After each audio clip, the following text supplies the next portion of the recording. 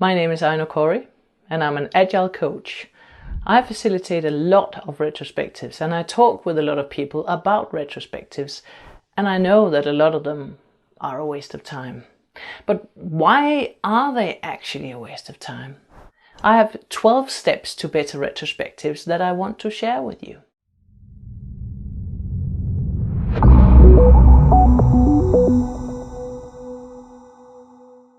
Welcome to this channel. This is Dave Farley's Continuous Delivery channel. If you've not been here before, please hit subscribe, and if you enjoy the content today, hit like as well. Before we begin, a thank you to our channel sponsors Equal Experts, Tricentis and Transfig, all of whom help us grow the channel and provide products that align very well with what we discuss on this channel. If you do not know what a retrospective is, it is, in short, a meeting that gives a team a chance to reflect, share and learn together. It's like a post-mortem, but not at the end of a life or a project. It's more like a diagnosis. I said that I would share with you 12 steps to better retrospectives. And one of the things that I want you to think about is that you should use the cameras when you have a remote meeting. I know that there are some people who never have their camera on in a remote meeting, but if you have a retrospective with people, it's quite important that you can actually see that they're focused on this discussion.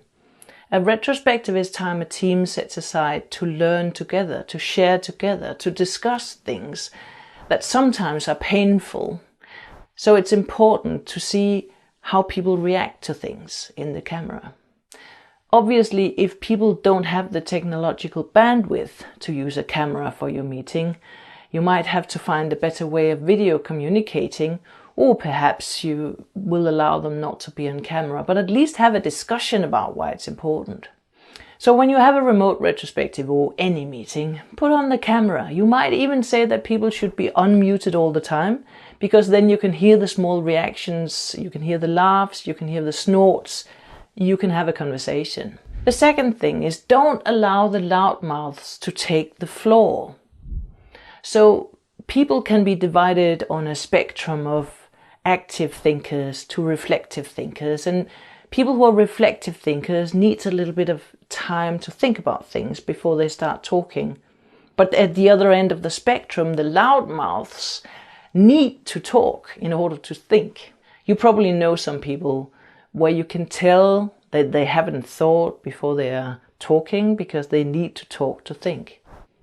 If you have a plenary discussion in a retrospective, either online or in real world, the loudmouths will decide what you talk about, and the reflective thinkers will not get a chance to talk.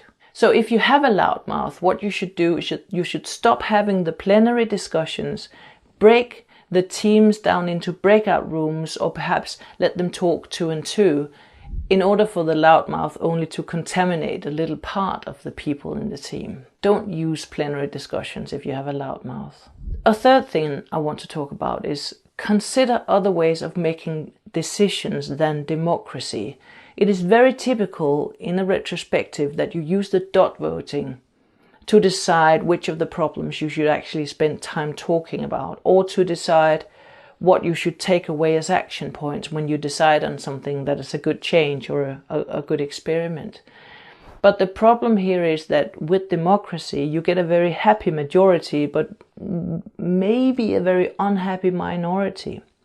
So consider how you make the decisions, and consider whether you want to have some decisions where you need consensus, everybody should agree, or whether you have some things where it's okay with consent, that people say, okay, I'm okay with this decision, that we change this way of testing, but only if we get some real learning, some real training. Or it could be, I'm okay with us trying an experiment with this meeting, having a different structure, but only for a month, and then we look at it again.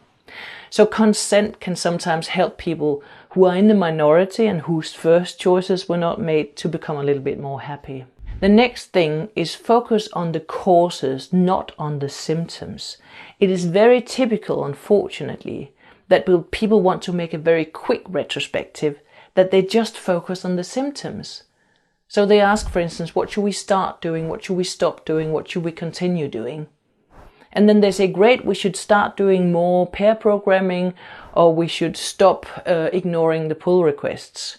And then you just go directly into making that into action points that will just plan the pair programming, or we will put in some AI bot in our system that reminds people about the pull requests. But if what we see is just the symptoms and not the causes, we're not really changing the problem. So it could be that the cause for ignoring the pull requests is that people don't know how to work with it. They don't really know what they should do. So then perhaps more training or communication would be a better action. And with the pair programming, maybe it's not the point that people forget to do pair programming, in which case planning pair programming would be a great solution. But if it is because they don't have the psychological safety for it, they don't know how to do it remotely, then it doesn't really help to plan more pair programming.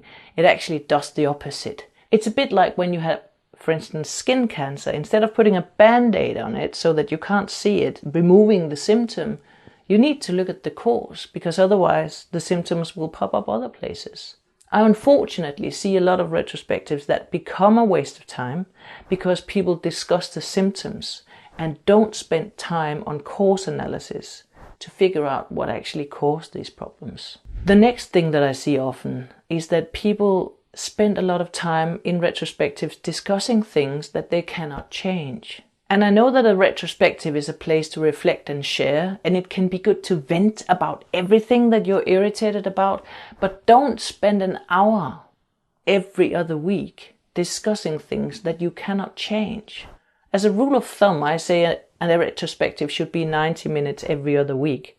So you can spend a lot of time discussing something that you cannot change. Instead, try to look at what is it actually that this team can do something about? What is it that this team can influence? And what is it that this team just have to learn to live with? And when they just have to learn to live with something, maybe they can carve out some actions that can make it easier for them to learn to live with the things. Maybe they cannot change that there's a pandemic, for instance, in the world, but perhaps they can find ways to have social interactions online instead to solve some of the other problems. So make sure that the team decides to discuss something that they can fix themselves. And also when it comes to the action points, even more important, I normally say to people, don't bring a whole list of things you want to change after a retrospective. Bring 1, 2 or 3 things, some action points, some experiments you want to try. But make sure that these things that you've decided on are things that you can actually do within the team. And if it's something you can just influence, then the action point should be send an email, set up a phone call, try to influence it. Because if you let your success criteria depend on somebody else, you might get frustrated. The next thing is split up the long-term goals. It's also often a problem that some of the things that people come out with in retrospectives is something that will take you 3 months or even 6 months to do. And then when you follow up on it on the next retrospective, which is one of the places where you follow up on the action points from the retrospective, you say, well, we haven't really done anything, or we haven't done that much, or it's ongoing work. And then you can't really evaluate whether it's progressing or not. So when you have an action point, and you as a retrospective facilitator or somebody else in the team acknowledges that it might be a long-term goal, then ask, what is the first action to do here? What is the smallest first action we can do? And then let that be the action point. And you can, of course, set up a longer plan if you want to. You can use Toyota Kata to do that. But for the retrospective, have small goals. And make sure in these goals that there's a start time and a deadline, so that it's not just something that you do whenever you have time, because you probably won't have time. So say, when do you want to start this? And when are we following up on this? Also, when you have an action point, make sure that you have somebody who's responsible. Because if you don't have specified the responsibility and you say it's everybody's responsibility, then it probably won't get done. And I'm not saying that the one who's responsible is the one who should do all the work, but is the one responsible for initiating or reminding people. And the next thing is specify the actions. An action point should be specific and measurable. It should be a SMART goal. It shouldn't just be do more of this or do less of this or try this. Make it so specific so that you know exactly what to do and how to measure it. And prioritize the actions. Prioritize the actions together with all the other things in your to-do list, whether you're using Azure DevOps or Jira or just a board with post-it notes. Your action points from the retrospective should be prioritized alongside them. I've seen so often that people move away from the retrospective and they have this little list of things to do, but when they sit at their desk, well, they have all these things that have a higher priority, so we probably do this. So all the things that you decide to do in the retrospective that will make you as a team work better, work faster, deliver better quality, they will be down prioritized. So you're not sharpening your tools, you're just continuing to work with tools that are not really the right tools.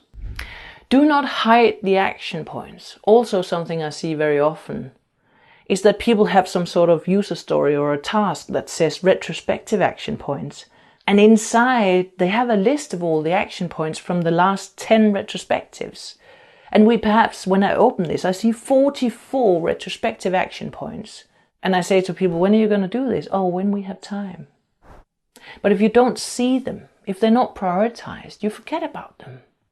And also follow up on the action points regularly, at least at the next retrospective. Start the retrospective by following up on the action point from the last retrospective.